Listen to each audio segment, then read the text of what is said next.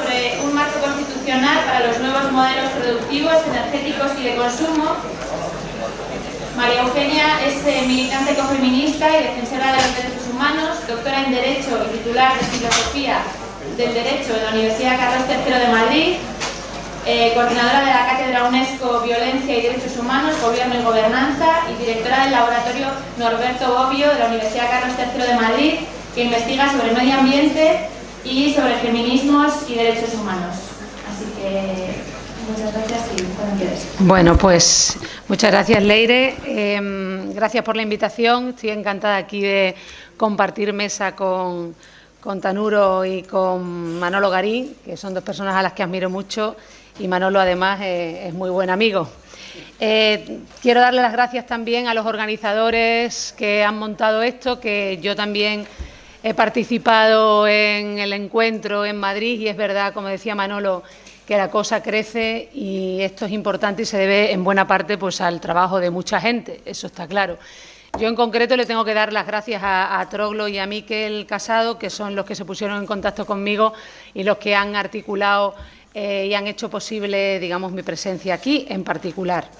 Bien, como solamente tengo 20 minutos, que es muy poco tiempo para todo lo que se puede contar respecto de marco constitucional, no me voy a detener a hablar del nuevo modelo o del modelo, digamos, productivo de distribución y consumo que ya se ha descrito aquí tanto ayer como ahora, sino que simplemente pondré el acento en que este modelo, que es anticapitalista o que es ecosocialista, pone en el primer plano la idea de los bienes comunes. La idea de los bienes comunes es una idea muy revolucionaria porque es eminentemente anticapitalista en el sentido de que ya plantea un presupuesto antropológico, por ejemplo, que no tiene nada que ver con el presupuesto antropológico en el que se basa el capitalismo, que es el de la sociabilidad humana. Precisamente todo lo contrario, digamos, al egoísmo como presupuesto racional, que es el presupuesto racional en el que se apoya fundamentalmente el sistema económico capitalista y el sistema político neoliberal, que es su compañero de viaje, la autonomía privada como principio moral total y absoluto, la desigualdad como ventaja o la competencia como progreso.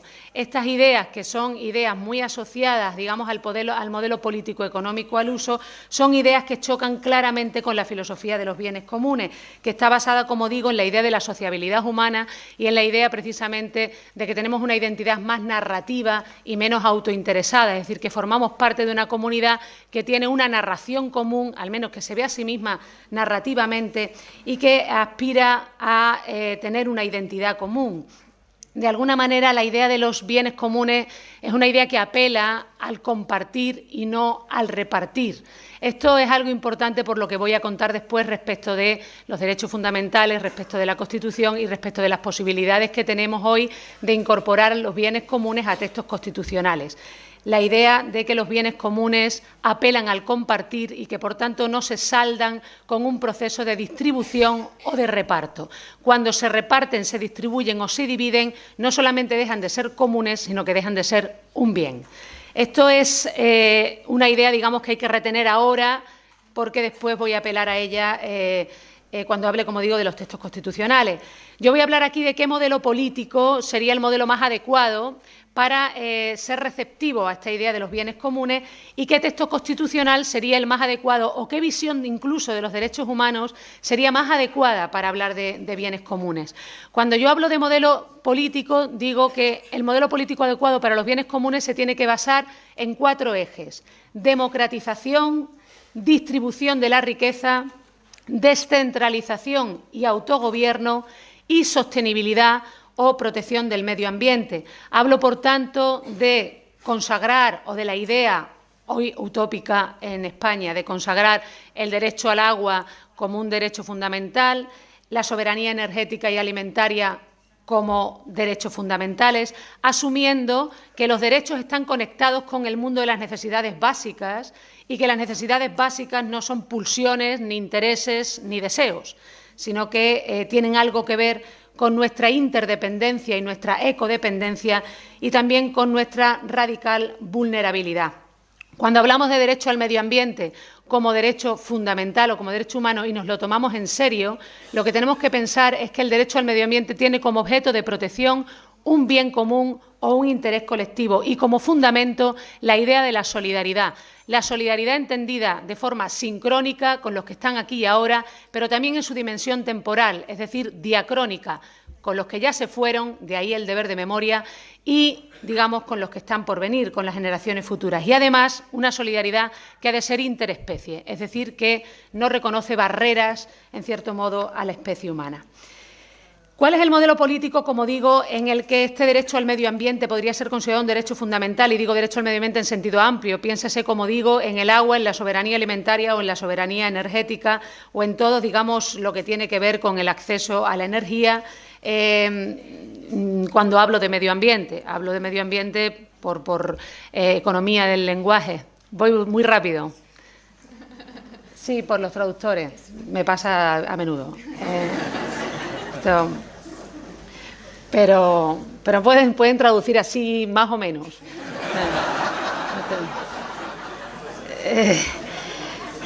Es que siempre me acelero. Entonces, bueno, hablar de democratización, distribución de la riqueza, descentralización y autogobierno y sostenibilidad. ¿Qué es democratización?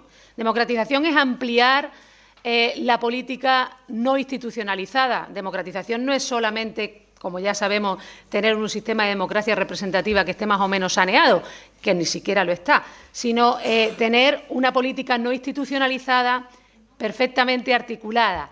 Es decir, incentivar, canalizar el consenso y el descontento atendiendo a la reivindicación de asociaciones, de comunidades, de movimientos, estimular la ciudadanía activa y hablar no tanto de democracia representativa como de democracia deliberativa, evitando el corporativismo y la expertocracia corrupta. Es decir, democracia deliberativa no es que las instituciones o los partidos al uso van a recurrir a expertos que nos van a decir lo que queremos escuchar, sino que democracia deliberativa es deliberar precisamente también con el desacuerdo. Democracia deliberativa o democratización, por tanto, supone poner en cuestión el propio sistema o superar los límites de la democracia representativa que tenemos, que es una democracia como mercado, una especie de democracia business, ¿no?, donde el elector pues, es un cliente y donde los partidos salen cada 4 años pues, a vendernos un producto que nosotros pues, nos vemos compelidos a comprar, estimulados fundamentalmente por nuestro interés privado. Tampoco la democracia deliberativa tiene que ver con un sistema de democracia representativa basado en el partido atrápalo todo, el partido que se basa en el elector cliente, como he dicho antes, desideologizado, donde lo que se da es una carrera por el caudillaje, donde los liderazgos son verticales, patriarcales y depredadores. Es decir, que básicamente la democracia deliberativa es un modelo democrático alternativo o complementario, porque no es que sustituya a la política institucionalizada, sino que la complementa y la perfecciona, digamos, al sistema de democracia representativa que tenemos. Hablaba de democratización, hablaba de distribución de la riqueza. Distribuir la riqueza es reformular un Estado keynesiano que es productivista, crecentista y patriarcal, donde las políticas sociales son fundamentalmente subsidiarias del sistema productivo, donde las políticas sociales se orientan fundamentalmente a incrementar el consumo, donde lo que se establece es sobre todo un mercado de la insatisfacción o un intento continuo de incrementar necesidades y deseos para, con ello, incrementar la demanda y, por tanto, la productividad y la oferta. Es decir, un modelo basado fundamentalmente en la ideología del crecimiento o en la idea de que no hay límites al crecimiento. Es decir, por supuesto, donde se sacraliza el presente, donde se externalizan los costes, donde se excluye la demanda no solvente, la que plantean los pobres de necesidad o incluso los animales, donde hay una tensión entre producción y reproducción que se traduce básicamente en la explotación de las mujeres. Es decir, el modelo keynesiano es un modelo tan capitalista, productivista y crecentista como patriarcal. Redistribuir el poder político y social, distribuir, digamos, la riqueza, supone, por tanto, poner en cuestión este modelo y supone, además, atreverse a plantear seriamente que la propiedad privada tiene una función social y se orienta o se debe orientar a la protección del bien común. Esto significa que el fundamento de la propiedad privada no es prepolítico, como quería Locke, sino político. Es decir, a lo Rousseau podríamos decir que toda propiedad es pública porque el poder último de decisión sobre la titularidad de un bien pertenece a la comunidad. Si pensamos en los oligopolios, si pensamos en el modo en el que se apropian del agua, del acceso a las energías, digamos, determinadas empresas, tenemos que pensar también en la posibilidad de limitar digamos, esta concentración excesiva de riqueza que supone la propiedad privada. Una sociedad igualitaria, por tanto, es una sociedad que desacraliza la propiedad privada y piensa en la posibilidad de municipalizar, remunicipalizar o incluso de nacionalizar o estatalizar. Bien, la alternativa, por tanto, a ese modelo keynesiano es una alternativa postdesarrollista, postcrecentista, que se basaría en una economía social y solidaria, en una democracia participativa, en la idea de la plurinacionalidad, es decir, identidad y reconocimiento, y en la idea del control del territorio y de los recursos y, por tanto, de autogobierno. Y ahí me voy al tercer eje, el de la descentralización. La descentralización es el tercer eje del que hablaba porque, entre otras cosas, el Estado mismo, el propio modelo estatal, está en crisis. Esto es una evidencia. No digo que tenga que ser suprimido, pero desde luego tiene que ser superado y los bienes comunes se administran mucho mejor cuando hay instancias políticas coordinadas en distinto nivel, con una distribución de competencias que se puede establecer de acuerdo a según qué criterios, esto es amplio, pero que seguramente derivará en una forma de municipalismo más integrador, más participativo, de vocación federativa y en una forma de internacionalización que no sea exactamente la que tenemos, que se ha traducido en la desdemocratización de los Estados y en su jerarquización. Por lo tanto, fuerzas centrífugas y centrípetas hacia arriba y hacia abajo que debiliten, en cierto modo, la idea del Estado y, más aún, la idea del Estado-nación. Y, finalmente, hablaba de sostenibilidad. A esto me voy a referir un poquito más tarde cuando habla de la cuestión del medio ambiente, pero solamente apunto una cosa. El modo en el que se ha articulado jurídicamente el derecho al medio ambiente en nuestras constituciones, no solamente hablo de la Constitución española, sino de la mayor parte de las constituciones europeas, no es el modo ecologista, digamos, que nosotros defendemos aquí. La idea del derecho al medio ambiente se ha planteado fundamentalmente desde una perspectiva patrimonialista. El derecho al medio ambiente ha sido el derecho a mi parte en la distribución y el reparto. Por lo tanto, en la idea del derecho al medio ambiente lo que se ha colado es una visión completamente individualista del individualismo posesivo propio del discurso clásico de los derechos humanos. Es decir, se mete el derecho al medio ambiente en la Constitución española, por ejemplo, que para empezar, para quien no lo sepa, no está tratado ni muchísimo menos como un derecho fundamental, pero se mete retóricamente el derecho al medio ambiente, pero además se mete desde una perspectiva completamente de capitalismo verde, de ambientalismo o de una perspectiva completamente neoliberal, porque no hay ni el más mínimo atisbo de bienes comunes ni de intereses colectivos cuando se habla de medio ambiente. Bien. ¿Qué pasa con nuestro texto constitucional? ¿O por qué nuestro texto constitucional no recoge en absoluto este modelo político que acabo de indicar, que tiene estos 4 ejes? Bueno, pues si uno piensa desde el punto de vista de la democratización, primer eje, ¿qué tenemos en nuestra Constitución? Bueno, pues tenemos una enorme rigidez constitucional que no nos permite hacer ninguna reforma prácticamente en la Constitución, o que las reformas importantes requieren mayorías de 2/3 en ambas cámaras, disolución de las Cortes y referéndum obligatorio. Cuando, por ejemplo, se podría plantear algunas reformas que afectan a los artículos 166 y 168 de la Constitución para incluir la iniciativa popular de reforma constitucional con 500.000 de firmas acreditadas, por ejemplo, o la idea de que fuera el propio Gobierno o un determinado número de representantes los que pudieran plantear la necesidad de una asamblea constituyente. Esto lo digo como un ejemplo, digamos, de obstáculo a la democratización que está plasmado negro sobre blanco en nuestro texto constitucional y que afecta fundamentalmente a los derechos fundamentales. No podremos introducir jamás una visión diferente del medio ambiente, ni, por supuesto, el derecho al agua, ni a la soberanía energética, ni a todo esto de lo que hablamos, sin hacer una reforma constitucional de estas características. Y esta reforma constitucional es prácticamente imposible. Además, en nuestra Constitución se altera el equilibrio de poderes claramente en favor del Ejecutivo, es decir, en favor del Gobierno, que es el que tiene que concretar la mayor parte de los preceptos constitucionales que dependen de leyes orgánicas, abusándose continuamente de la figura del decreto ley. Nosotros no podemos hacer nada frente a la inacción del Gobierno. Aunque el derecho al medio ambiente dice que, o está entre los principios rectores de la política económica y social, y dice que haría falta una ley que lo desarrolle, si esa ley no se hace, simplemente nosotros no podemos hacer nada frente a la inacción del Gobierno, nosotros solamente podemos ir a otras elecciones para votar a otro Gobierno.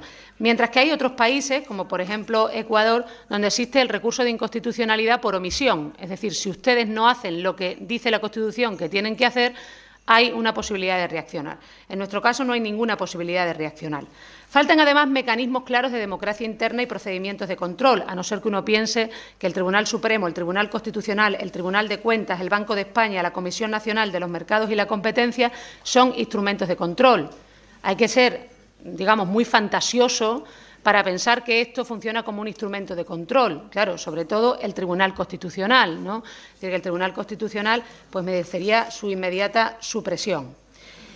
En cuanto a las Cortes Generales, bueno, pues las Cortes Generales, como sabemos, no están ligadas por ningún mandato imperativo.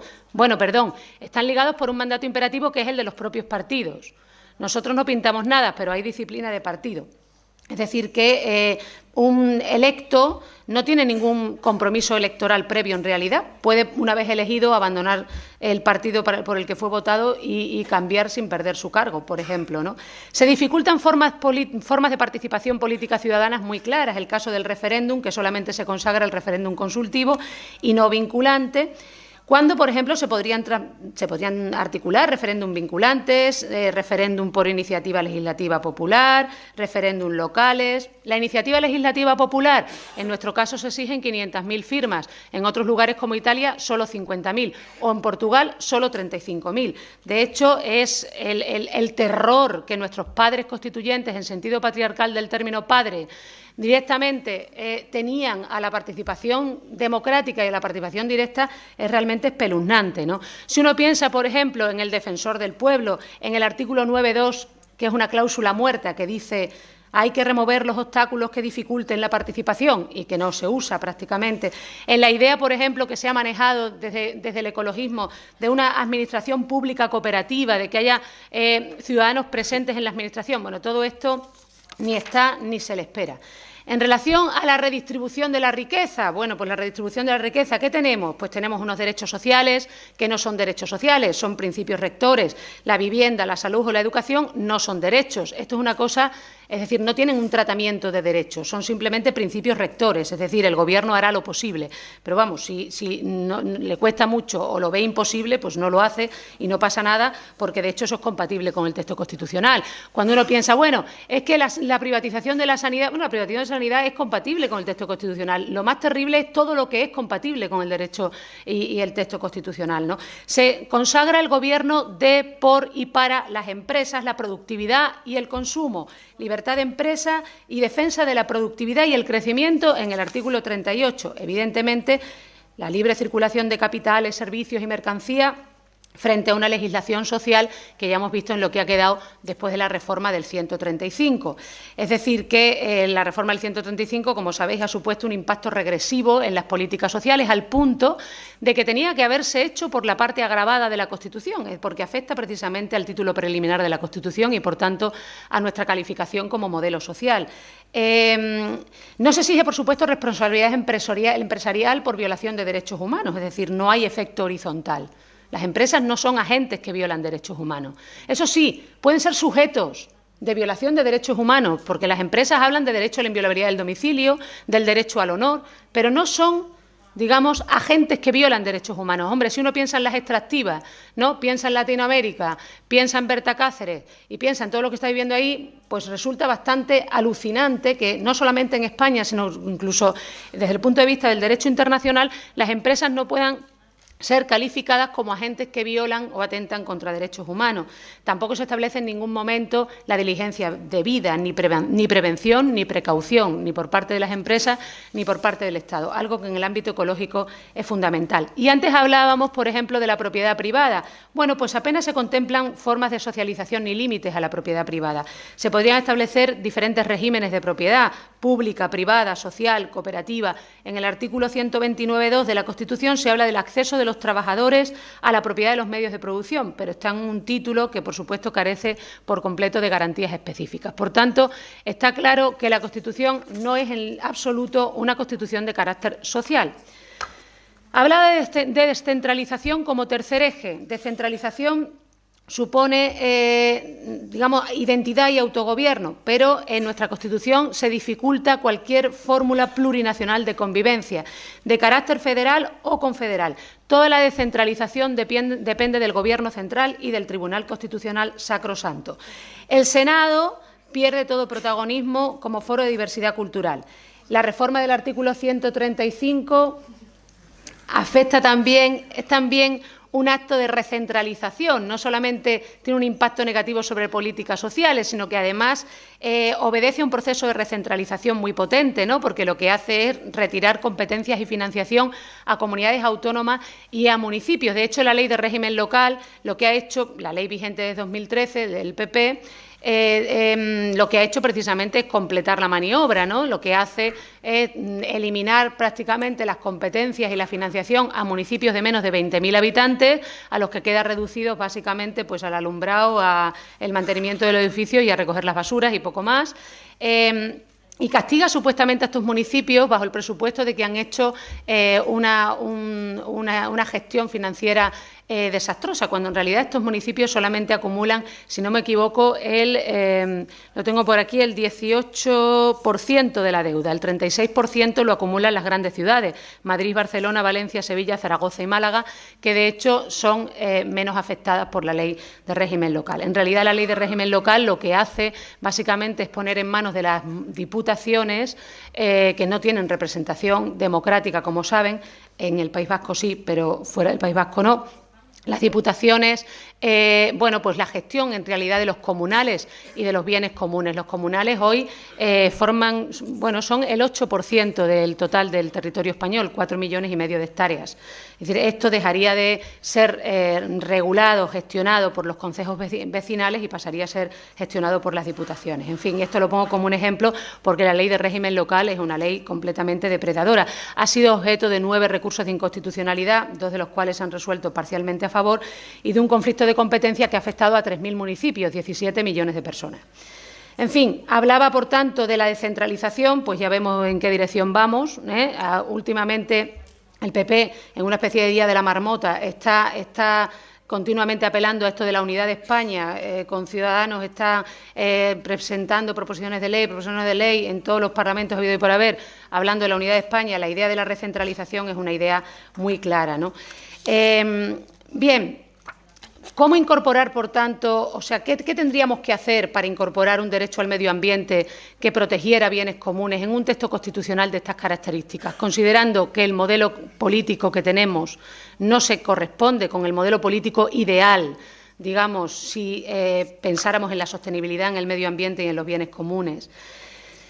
Pues habría también que transformar precisamente nuestra propia concepción de los derechos humanos. Para empezar, nosotros tenemos una concepción, digamos, si metiéramos los bienes comunes en el discurso de los derechos fundamentales, que sería lo ideal, esto sería como un caballo de Troya totalmente en la concepción clásica de los derechos. No se puede meter el medio ambiente, ni los bienes comunes, ni el acceso al agua, la soberanía energética y demás en el texto constitucional, dejando intacto la concepción, no ya el modelo político como acabamos de ver, sino incluso la concepción clásica de los derechos humanos, que se apoya fundamentalmente en una idea patrimonialista de los derechos y en una jerarquización de los derechos donde se da clara prioridad a los derechos civiles sobre el resto, es decir, fundamentalmente a los intereses privados frente a intereses comunes o a bienes comunes. Habría que reivindicar la autodeterminación colectiva y la soberanía popular frente a una idea, digamos, de autonomía privada, que es la idea, digamos, que subyace al discurso de los derechos, ¿no? Y habría que vincular, como decía antes, el discurso de los derechos con el discurso de las necesidades. ¿Cómo articular, por tanto, jurídicamente un derecho al medio ambiente ahí? Bueno, habría, en realidad, ahora mismo, yo diría, pues hace falta un proceso constituyente clarísimo, porque el modelo que tenemos no nos va a dar para hablar de bienes comunes de medio ambiente, porque habría que transformar casi todo nuestro concepto de derechos humanos, como acabo de decir, y, por ejemplo, suprimir el artículo 53 de la Constitución, que establece claramente una jerarquía entre derechos civiles y, por tanto, intereses privados y el resto de los derechos sociales, económicos y culturales y cuestiones ambientales, entre otras, ¿no? Por tanto, habría que hacer una reforma de tal calibre que habría que ir a una reforma agravada de la Constitución con todos esos impedimentos que he dicho al principio, o habría que iniciar, pues, un proceso nuevo con nuevas asambleas constituyentes y un nuevo proceso constituyente que debería ser, además, en plural, ¿no?, en diferentes sectores y en función también del elemento territorial, ¿no?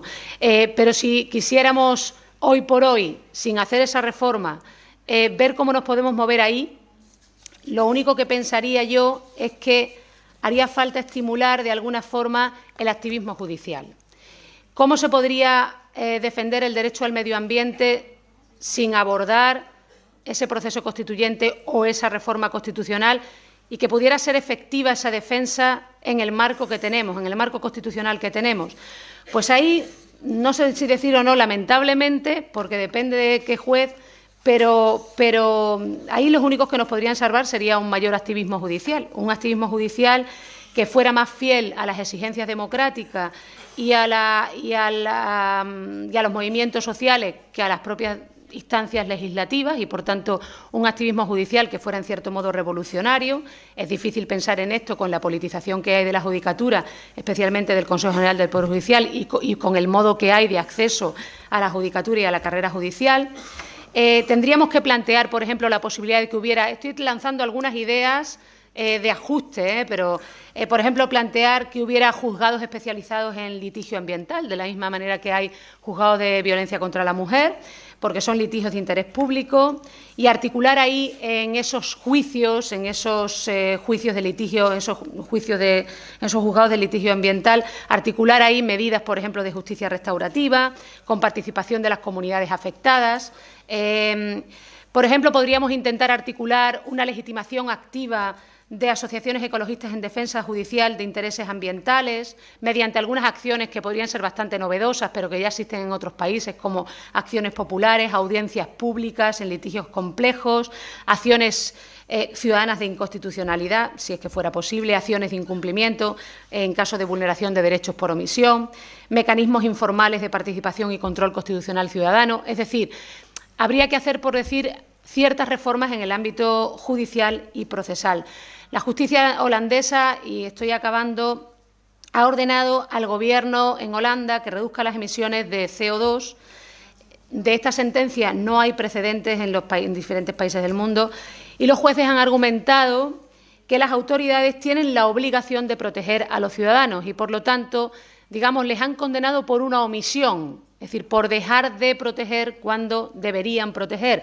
Esa forma de activismo judicial puede ser una buena vía para articular hoy la defensa ambiental sin recurrir a lo que sería lo ideal, como digo, no ya una reforma constitucional, sino un auténtico proceso constituyente articulado desde las diferentes identidades locales y territoriales. Muchas gracias.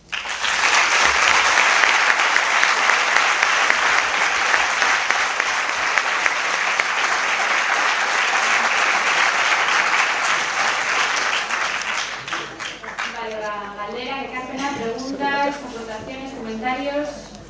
Allí.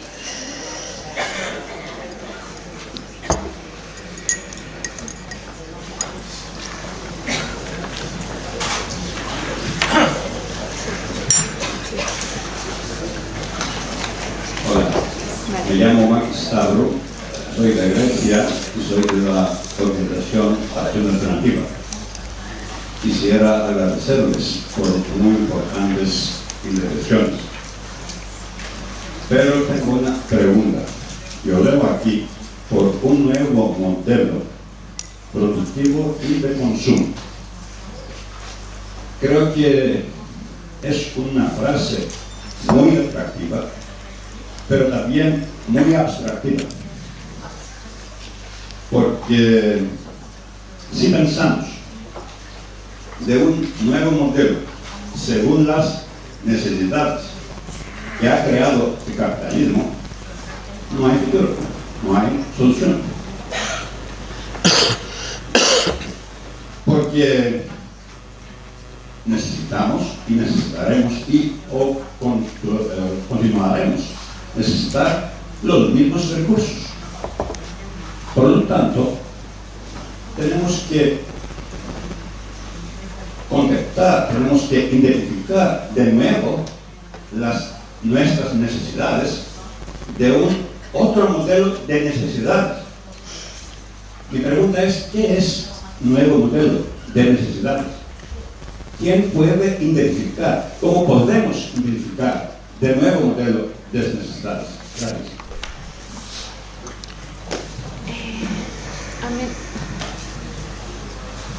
En esta parte hay dos.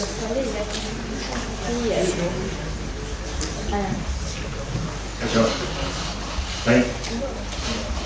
Pues me viene al pelo el compañero Diego, porque precisamente quería hablar de las necesidades, iba a esperar a los talleres y demás, pero me gustaría adelantar una respuesta, bueno, no es la ideal, pero estoy totalmente de acuerdo con esa consideración. Yo creo que en la base de la alienación de las personas y de las dificultades de comunicación que tenemos y de difusión de todos estos temas está una mala interpretación, una interpretación errónea de las necesidades humanas, personales. Es un tema absolutamente subjetivo, pero hay un instrumento que yo le llevo a la vista desde hace un tiempo que puede servir de estándar para ajustar las necesidades personales y, bueno, pues compartirlas de alguna manera. Se trata